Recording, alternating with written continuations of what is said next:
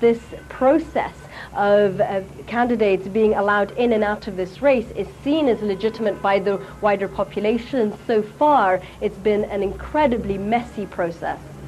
Israel's claim that it's legalized 3 settlements in the West Bank has been criticized by human rights activists. All such settlements are illegal under international law. The 3 settlements, Brukin, Rechelim and Sansana, were established in the 1990s on land that Israel captured in the 1967 war, land that Palestinians want as part of a future state.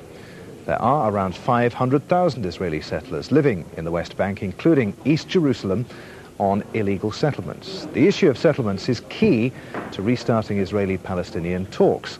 The Palestinians have called on Israel to freeze settlement building.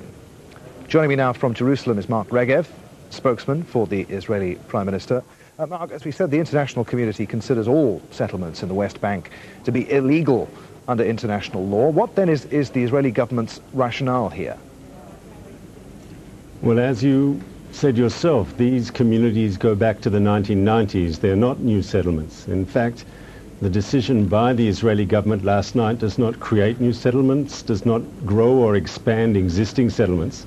It's a procedural matter. If you send your Al-Jazeera reporters to these communities, you will see that they've been there for years, I think predating the current century.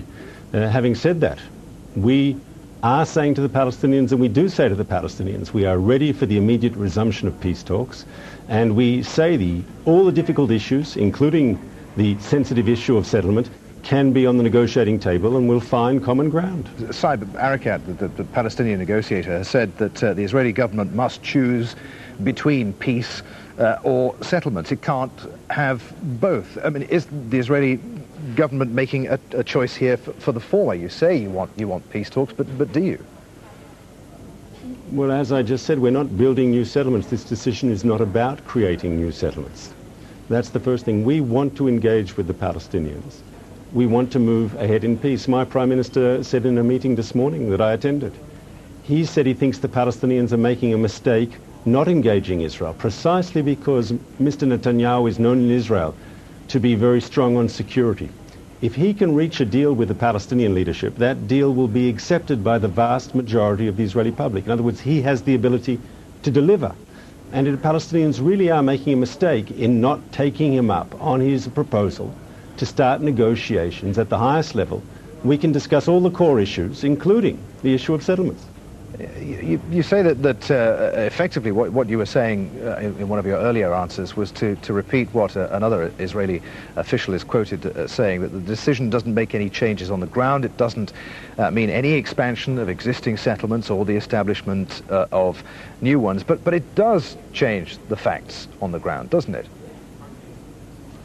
I disagree. If you do the most scientific test, which I'd call the Google Earth test, in other words, if you take a picture today of those communities and you take a picture tomorrow, you'll see that this decision changes nothing. It doesn't add a new street, a new house, not even a new window. So why, it changes why nothing did the Israeli, on the ground. Why did the Israeli government need to do it?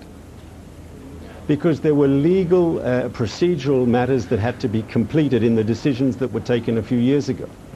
But it makes nothing new on the ground.